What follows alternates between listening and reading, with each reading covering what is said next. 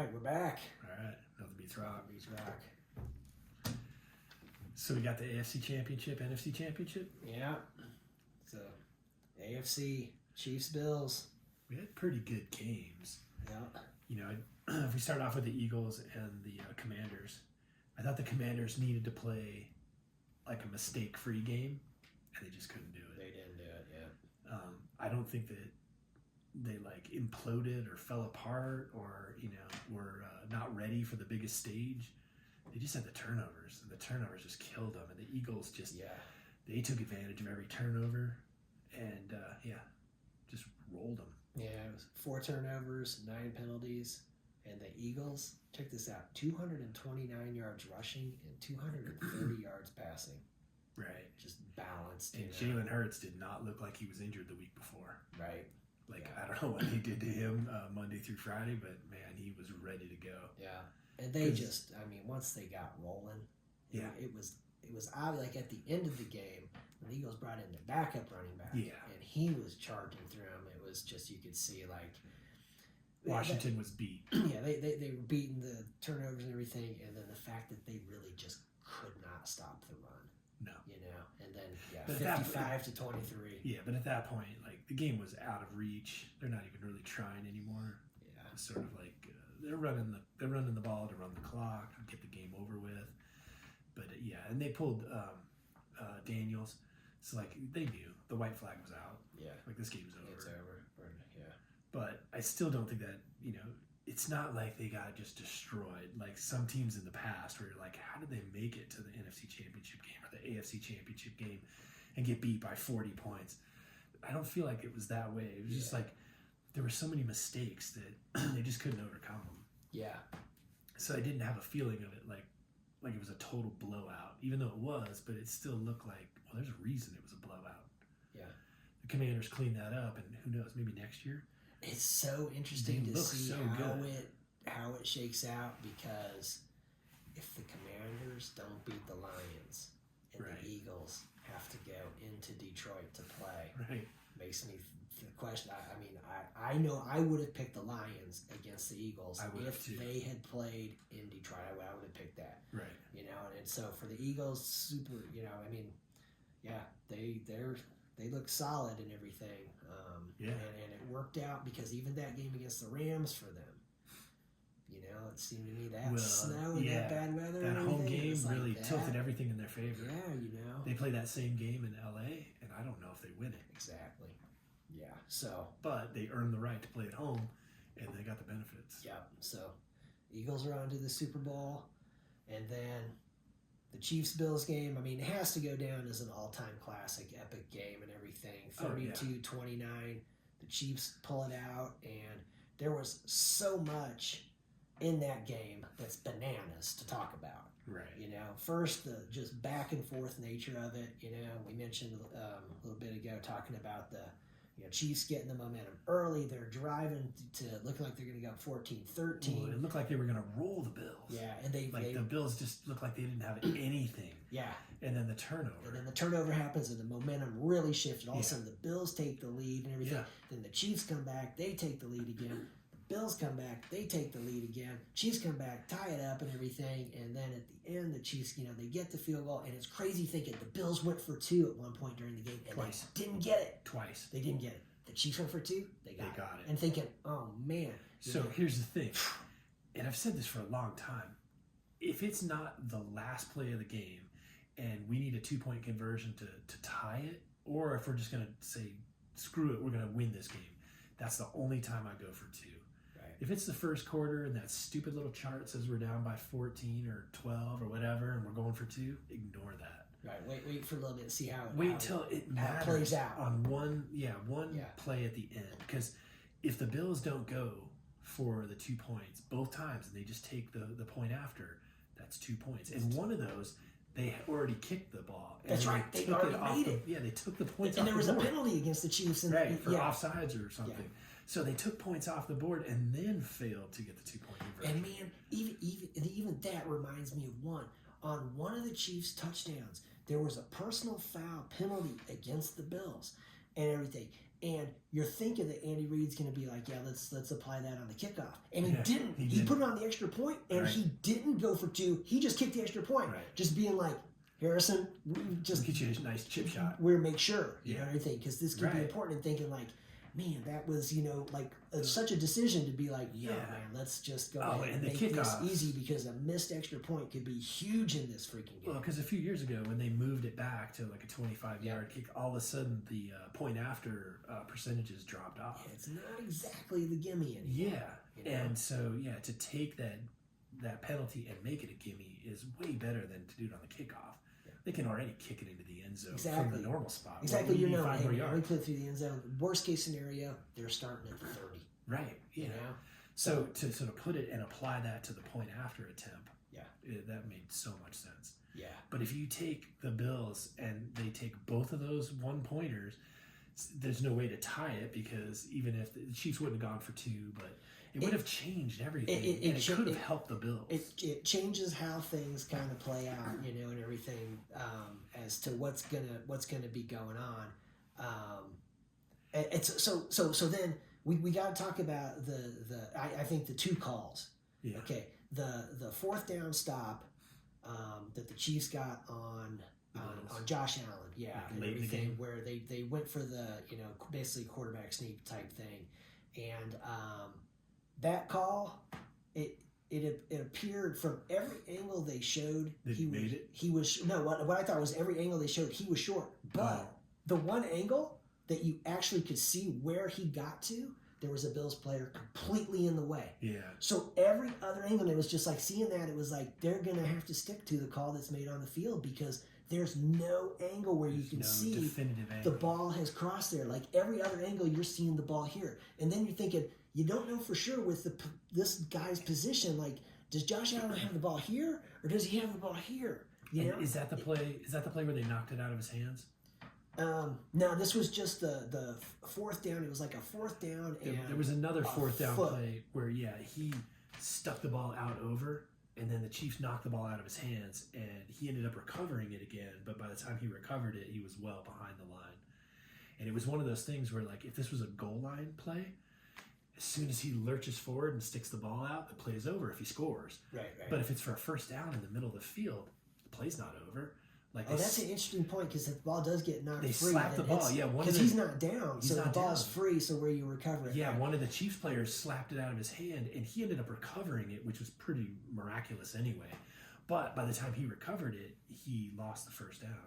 Right. And I thought, man, that was so interesting, because if it's at the goal right, line, if it's a goal line, it's just as soon as it breaks it, it's a Yeah. touchdown. So this was the one though it where happened before that. this was later in the game, and it was funny because Mark was sitting there, and he just, you know, he wasn't exactly rooting for the Bills, but he was saying some stuff that made me think he kind of was, you know, Right. everything. And he just said, like, man, he just thought the Bills were going to the well too many times, and it was Yeah. just like, you can't keep doing this with Josh Allen and everything, you know. Right.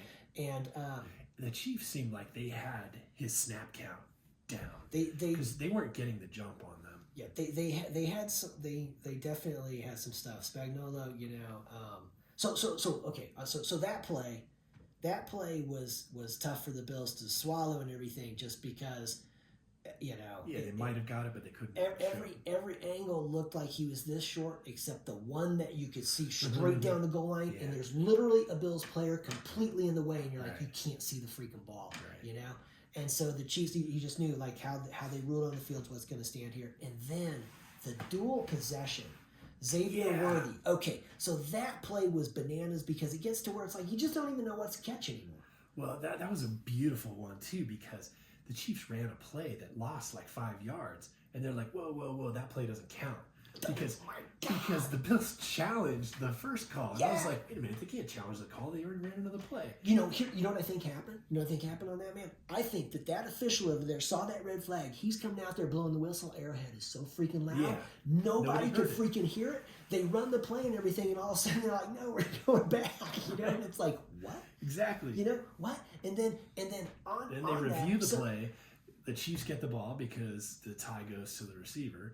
and then they go right back to 1st and goal. They don't lose the 5 yards. Okay, so wait a second. Now I'm starting to think that where it was Xavier, right? Yeah. Okay, so I'm actually kind of thinking that wasn't on that play. The dual possession play, because there was also a penalty on the Bills on the dual possession. So the one is Xavier Worthy. It's it was pass interference. It was so there was or defensive holding. There was something. Yeah. Okay, and so they both come down with the ball, but that idea of like they possessed the ball in the air, but then the ball hit the ground. Like they've got it, but like so like if you got the ball here, boom, and it touches the ground, it's like. So NFL, tell me, did they get this call right, or were they wrong? Because the ball touched the ground, all this you gotta complete the play kind of stuff. Yeah, I mean, from my understanding is if they've got full grasp of the ball and it touches the ground, it's still a catch. And there's no movement. But if the ball moves around, then it's no catch. So I thought that one. So what ended up happening is they both came to the ground with the ball. And they gave it to the receiver because sort of like the tie goes to the runner and tie goes to the tie goes to the receiver. Possession goes to the offense. They also called pass interference on that call, which then they denied. They declined that penalty. So and then they run the next play, and then the whistle got blown late, and so the Chiefs not only got the ball because they got the ball in the previous play, but so the 5-yard loss. That's loss. The 5-yard loss on the play that never happened. Right. So like they got to run this weird little sweep play that lost 5 yards, and don't worry about that. We're going to put the ball back in the 2-yard line. He challenged it. And for McDermott, he's had some rotten luck, man. That's for sure. Because I wouldn't have challenged that because it's not like the tie goes to whoever we decide. I mean, it's pretty common the tie goes to the receiver. Yeah. So and it just didn't look. And they also called pass interference. So if they were going to say that the defensive back actually got the ball, then they wouldn't have got the ball because it was pass interference. Right. It just seemed like a bad challenge. Yeah, that was unfortunate for them. And then, so the 4th down and 5 at the end of the game. Right. Okay, so this one really showed Steve Spagnuolo and everything, and why. Because the Bills, I saw one of their offensive linemen said today that every time the Chiefs had shown this look, they had brought pressure from the right side. Yeah. So the Bills, when they saw it, they moved their protection over to the left side. And the pressure on this play was coming, the pressure was coming from the Chiefs' left, so the Bills' right. Yeah. Okay. And the opposite of what they anticipated. Of what they had seen the entire game, and the offensive lineman said they only ran it once. They only ran this once. And just knowing he literally got outsmarted. He set this up the entire freaking game. Right. And right off the snap, Chris Jones up the middle was causing, he was getting a huge push. Karlaftis came flying in off the edge, and then it was either Reed or Hicks. It was either number 20 or 21. And they came shooting in. That was the freaking blitz off this side. And so Josh Allen gets the ball, and all of a sudden it's like, oh, man, 3 dudes coming right at him. And then one of the defensive linemen, and I think it was Jones, he got the push, and he pulled out and wrapped around over to the left thinking, oh, man, Spags even has it where it's like, if Josh Allen tries to wrap out of this and come up the sideline, you're there. We got 3 dudes there. He's got nowhere to go. Right. And Josh Allen still, with that crazy pressure in his face, off his back foot, heaves it up and puts it in a spot where the receiver had a chance. Kincaid, and I saw Kincaid was getting a bunch of flack for dropping it, people online ripping him and stuff, and it's just like, he was laid out pretty good. If you see, this isn't one where it's like, oh, that's a drop. He should have caught it. This is one where if you see his entire route and what he did, Josh Allen just sees an open area and he's just chucking it up there and everything. And this dude stops his route, comes flying back this way, dives out full blast for it and everything, and got his hands on it, man. And it was just like, so it's not like in baseball where if you blow a routine play, it's an error. Yeah. That whole play was not routine at all. Yeah. So he could have caught it maybe. But the fact that he got both hands on it was pretty impressive. And to think all that pressure, and he still managed to get the ball away. Oh my God! It was. I mean, it's. And I like the play calling. It was a hell of a freaking play, man. I like the play calling because I'm sure other teams do it, but it just seems like the Chiefs are more timely with it. But they've got a play that looks like every other play, and they save it for certain moments, and it seems to work. And like when it does work, everyone recognizes the 49ers in the Super Bowl to Cole Hardman. Yeah. You know, where it was like, we're setting this up and everything, we're not going to run this, but when we do, it's going to score. Right. You know?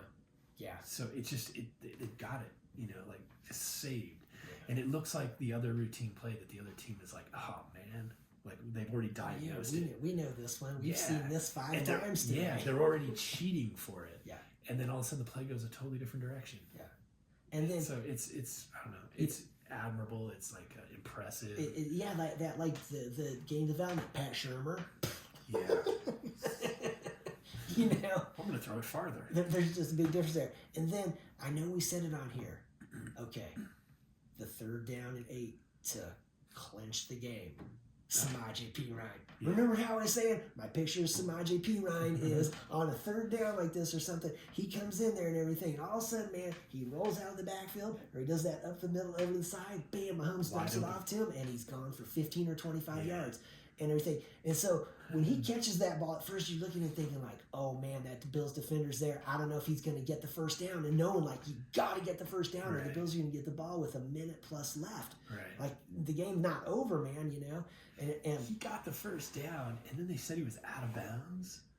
Like, cause I remember, like, all of a sudden they're like, "Yeah, the clock stopped." I'm like, "Why is the clock stopped?" Okay. So, I'm not positive on that one, because I remember the Chiefs had to get 2 first downs. Yeah. Which seemed a bit odd, because it seemed like after the first one was where the clock stopped, but that went out to the right side, and I was like, because the Bills had 2 timeouts, and one of those wasn't coming off. And I was thinking, one of them didn't come off because they went out of bounds. You know, and I thought, like, so they're ruling that guy out of bounds. That was on the right side. Yeah. The one to Samaje Perine that I'm thinking of is where, you know, he's in there like he's blocking and everything. And on this play, it was where he's like blocking in between the left tackle, right tackle. He squeezes out in between them, goes over to the left. Yeah. Mahomes dumped it off to him, and you're seeing the Bills defender and thinking, oh man, this is gonna be close. And then Perine just, he gets going, and it's like, it's not going to be close. Like, he's easily got the 8 yards and everything, and then he picks up like 10 or 15 more, you know, and just keeps going. And it just made me smile, because I just thought like, oh, Samaje Perine, man, you know, like that is completely what I think of when I think of this dude. It's just like his signature play, unsung and everything, but man, a 3rd down back who can come in, he can block, he's freaking big and strong, man, you know. And so good blocker, and then he catches the ball and picks that up. So Samaje Perine, that was huge. Yeah, like you said, it was a classic game, and it's got to be a bummer for the Bills, because they lose a lot of these classic games, not just with the Chiefs, but I mean even going back to their Super Bowls. Super Bowl losses. You know, they just man, I don't know. We were talking about Schottenheimer earlier. It's like the Bills have got, you know, this kind of hex where like they're so close, but they can't quite get over the top. Yeah.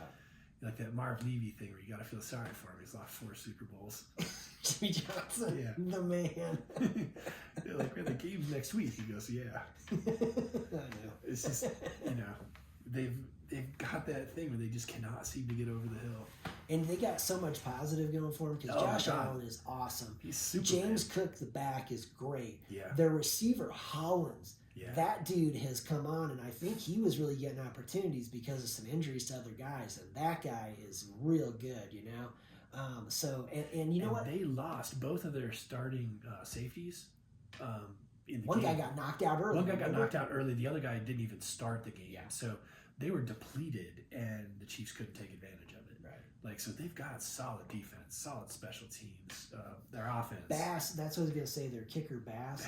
I remember when he missed the field goal last year against the Chiefs in Buffalo and everything.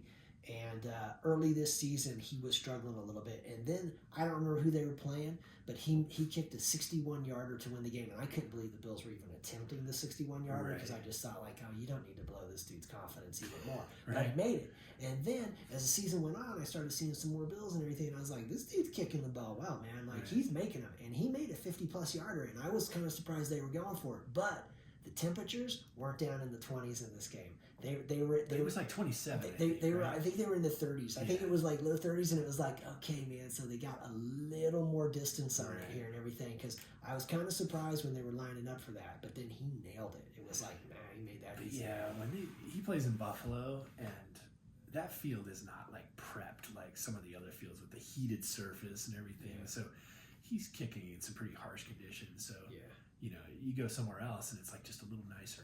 Yeah.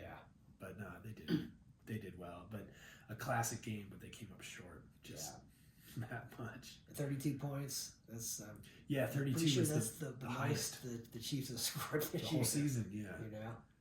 So then you've got not next week because they always skip a week for the Super Bowl, but Andy Reid with his old team. How many years has it been since he coached the Eagles? Man, 10? I'm not even sure. Seems like he's been a Chief forever now. Right. But he was an Eagle before that. He was, man. So that'll be kind of an interesting side story. Yeah. And then, obviously Jalen Hurts isn't injured. Right. He played awesome. He had like 3 rushing touchdowns, and Saquon had like 3 or 4 more. He had 3 rushing touchdowns, 118 yards rushing. Yeah, and that 118 could have easily been up there closer to 200 if they kept him in, because they pulled him out once it became kind of the blowout. You know? Right, and the backup guy. He took off. He had like on the last possession that I saw them, he had like 70 yards rushing on that himself. You know. Yeah. And they were happy for him. Like, he had one where he was busted through free and he got caught. Like the and 5 yard line. Saquon Barkley's not getting caught, man. Right. He's got that extra gear of like, I'm gone, you know. Yeah. Goodbye. Yeah. So it should be. I think that dude's name is Shipley or something like that. But Chiefs, Eagles, and in New Orleans. So should be a good Super Bowl. Right. So you got anything else? Yeah, so let's see. It's kind of looking like things are working out for the Buffs. It looks like Deion Sanders is going to be here. Yeah, there's no more jobs available in the NFL, so he's not going to go to another college program. With the Raiders hired Pete Carroll and the Cowboys hired Brian Schottenheimer, that kind of looks like those seem like the 2 places that maybe could get Deion. Yeah, lure him away. And I don't think he's going to go anywhere where he's not a head coach. He's not going to be a position coach somewhere. Go be a quarterbacks coach for the Browns. Right. Probably not. Although they might have him there as a special assistant. Yeah. Pete Carroll, what a hire. Yeah, I think Tom Brady's having a positive influence on the Raiders organization, because to bring in another Super Bowl winning coach to the AFC West is impressive. And a successful coach. Like, he has fun. I saw a video this week of him playing catch with the offense, like running plays where he was quarterback, like not playing catch, but he's throwing passes. Yeah. And he looks old, but he's still out there having fun. He's winging it and stuff. Yeah, big grin on his face. He's running around. So he's been like that since he was, in college. Yeah. Or college coaching. Yeah. And so that's going to be huge for the Raiders. Yeah, I think I can't see them failing with Pete Carroll. Yeah. Like, they're probably not going to like instantly jump into a playoff contention, but you've now got 4 legitimate teams. Yeah. And not everybody can win. The other thing too is thinking about how the weather has been here the last 2 weeks. Yeah. That, if the Broncos can, get themselves in a position of having some home playoff games, it's going to be a really tough place to play, man. Because last year, like when the Chiefs were beating the Dolphins in that super freezing game, it was even colder here. Right. And this weekend and everything, and the weekend before, we saw some of the snow games, we saw some of the cold weather games. Right. It's just like, man, it was snowing and cold here, these entire couple weeks. So, there'd be a big home field advantage. So that's, I think, AFC West is everyone's going in the right direction. Going to be challenging, yeah. But if everybody's good, it's going to be hard to be 14-2 next year. Like, we could have like 4 teams all right around 10-7, 8-9, kind of. Like, you can't afford to lose. Like, you're gonna have to win. There's no gimmies, or there's no. It's gonna be a tough division. Let's see. So, man, I'm kind of thinking that next year the AFC West is going to be playing the AFC South. just because I know this year the AFC West played the North, and the year before I remember the Chiefs playing the Bills and the Jets, so that makes me think they played the AFC East the year before that. So next year will be the AFC South. We played the NFC South this year, right, as well. Right. And so you know what makes me think next year might be time for the NFC East to be rolling back around. Yeah, I'm not sure. That's a good point. Because I just know that, the Broncos did really well against the NFC South. Right. Not as well against the AFC. AFC North. Yeah. But, I mean, obviously they did better than what was predicted. Right. And you know what? Right now we know which divisions are strong this year. Next year there can be changes, and we just kind of know. Well, look at Washington. Yeah. Washington was nowhere. I'm pretty sure. Yeah, I remember when we did that. We were like, "Well, we got two good teams in this division. The Eagles and the Cowboys, and we got two bad ones. The Commanders and the Giants." Well, it turned out, just put the Commanders in the good category and put the Cowboys in the bad category. You do have two good ones, two bad ones. Nobody thought that at the beginning of the season. Yeah, I thought the Cowboys were going to challenge the Eagles for that division. Yeah, I thought so too. No way. Yeah. But so 1 year depends on what the draft. It can change a lot, and who knows what Cleveland can get out of this. I don't know. It comes down to Cleveland's either going to get. I think they're either going to get Shedeur or they're going to get Travis Hunter. Right. I think you got Cam Ward. They got the second pick, and then who has the first one? Tennessee. Right. The thing about the Commanders is once you got rid of what's his name, Daniel Snyder. Yeah. They've cleaned up the whole organization. It's better. So they were able to fix themselves from 1 year to the other. Where Snyder, he didn't fix anything. Yeah, they're in way better shape now than they were last year. I remember last year about this time, and everything thinking, boy, man, they really wanted to fire those coaches because they kept throwing Sam Howell out there to start these games when Jacoby Brissett was actually giving them a chance to win and everything. And it was just like, we can't do this, man. It worked out because they got Jaden Daniels. But not only did it pay off, but it paid off because they made good decisions, from the top down. Yeah. And, so I don't know that Tennessee has that top-down, quality. I'm not sure Cleveland does. Cleveland seems like they're in a better spot. Boy.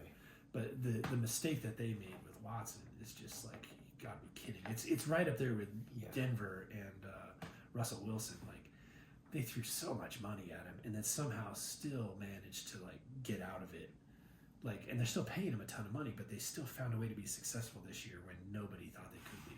Right. So I don't know if the Browns have that sort of Houdini quality. Boy, I'll tell you, they seem to be. But I don't think the Titans do. Yeah. Or the Giants or the Jets. They're just going to be bad for a while. Yeah. The Browns, it makes me think. To me, I think they're a quarterback away. I think they're a decent quarterback because.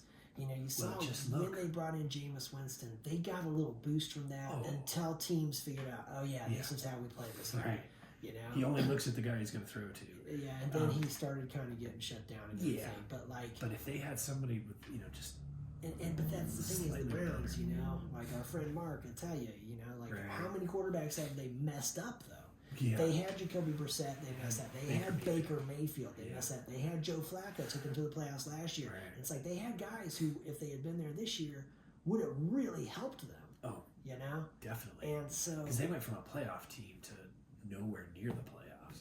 Just a spoiler. They went to the second. They got the second pick of the draft. Yeah, in 1 year. And so our friend Mark, he's just praying that they take Travis Hunter. He's do not take a quarterback because he thinks they'll screw it up for sure. He's just take the guy that we know is going to be a good player. He's just natural instincts. You can't screw him up. Yeah.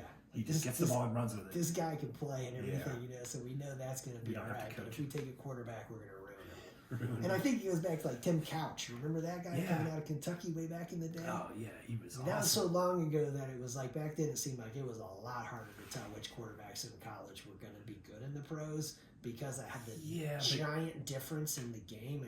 But he had all the measurables that looked like he was going to be great. He was at Kentucky. He was chucking it up all over the place, and it seemed like it was great. And then all of a sudden, it started to look like, boy, in the NFL, this is just not going for him, huh? It happens too fast. Yeah. Kentucky must have been half speed compared to the NFL. It just never slowed down for me.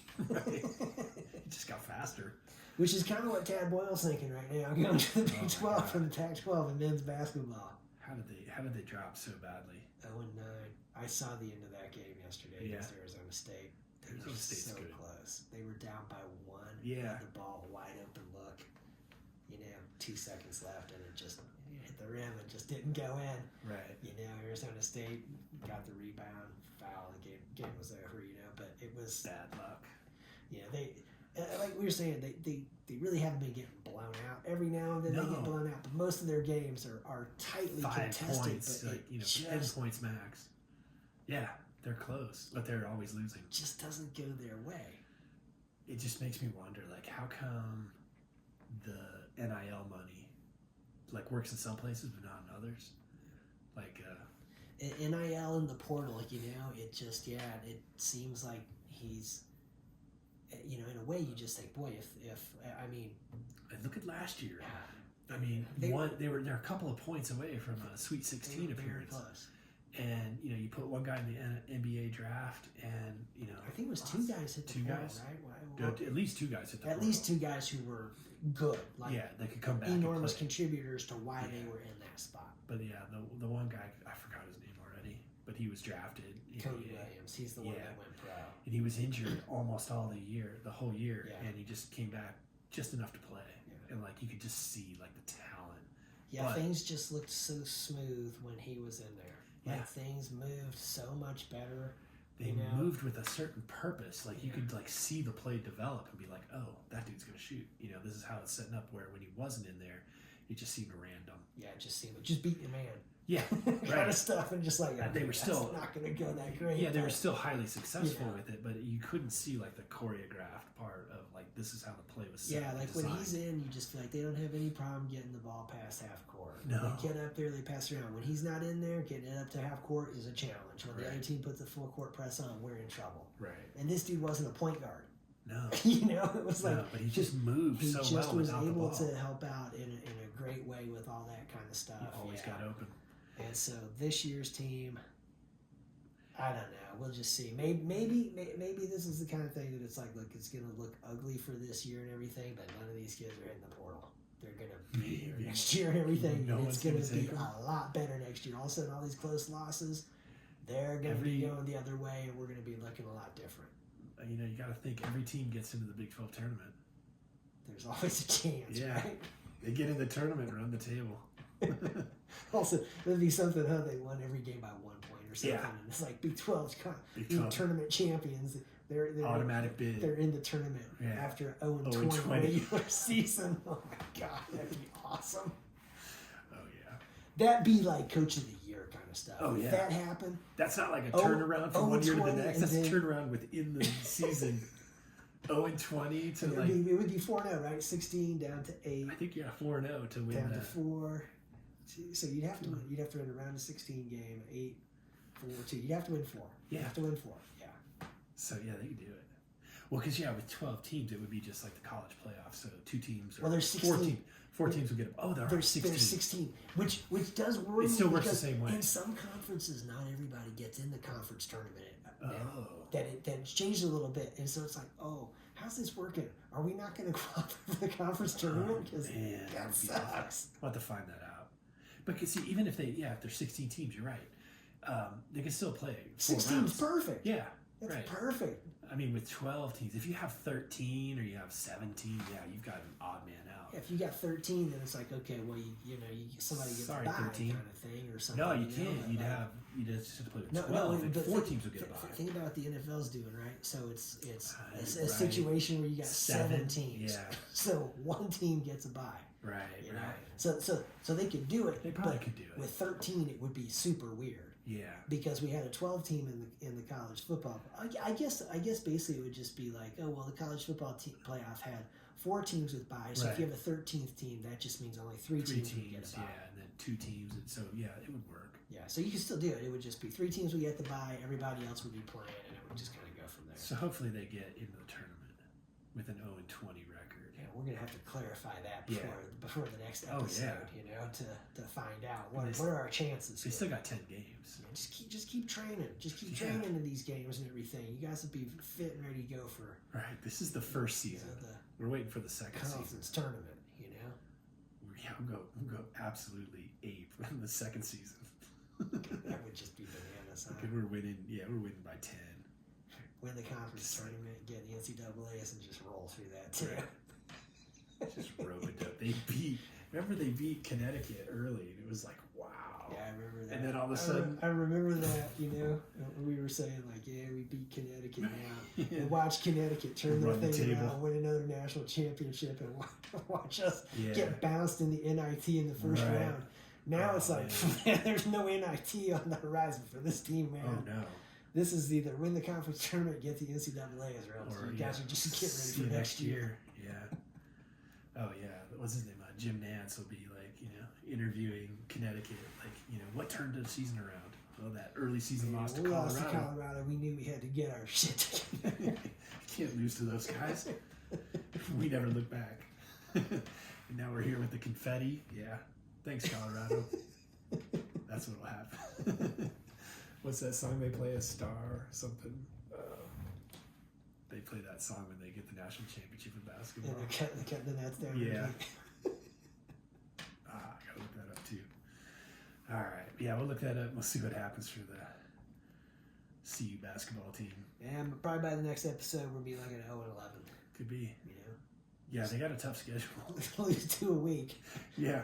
Actually, this Arizona State game at home was one of the ones that we were kind of thinking was possibly they could win. Right. And we're also looking at TCU, right? Is that another one? Yeah, and it's looking like that's no. Like right now, I saw now. Joe Lunardi. He was talking about teams from the Big 12 that are going to make the tournament. Yeah. It's like 8 teams were in for sure out of the 16. Yeah. And Arizona State was one of his first 4 out, and all they kept saying the whole time is they cannot afford to lose this game to Colorado. Right. They have to win this game. Right. And Bobby Hurley is their coach. Yeah. Yeah. Right. And so, for them to squeeze, and the officiating was garbage. And it was garbage in CU's favor at the end. There's one, so the game is kind of going to end. They inbound the ball. The dude on Arizona State takes it, and he turns around, and he goes to pass the ball, and they call him for a walk. And you see it, and it's like, our dude fouls the crap out of him, man. It's blatantly a foul. It's not a walk. He didn't do anything with his feet. He just turned, and he goes, and it's like, boom, whistle and everything. And you're thinking, oh, God, we knocked the crap. And the dude is down on the ground hurt, and everything for Arizona State. It's like, it's clear, you're thinking, oh, God, we fouled. Yep, the game's over now and everything. No, travel.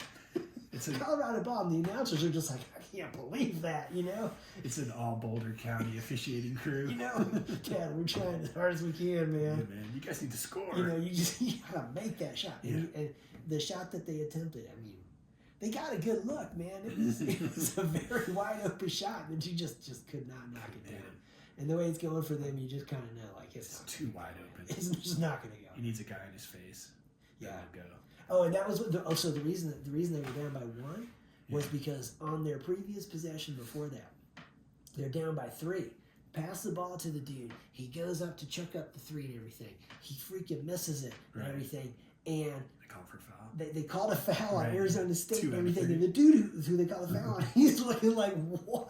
I'll take it. Like, I didn't even touch him and everything. And you see the replay of it. And the guy on CU, he kind of landed on like a foot or something, and he went down, and the guy's like, you got to give him a place to land. That's why. But you see it, and you're like, if the defender's just standing there and puts his hand up and everything, and you jump, it's like, I don't know that's... Anyway, so then the dude goes to the line, 2 out of 3. He misses the first one, so it's like, oh, the pressure's off now. Yeah. You're not going to make all 3 and tie the game off. You already missed one, so you might as well knock these 2 down. And then he did. He made those 2, But you just see, it's so just close. The little bit of it where it's like, if he makes all 3 of those, that game is tied and everything. Right. If the wide open look goes in, you win the game and everything. But for them, it's like it's just not going in.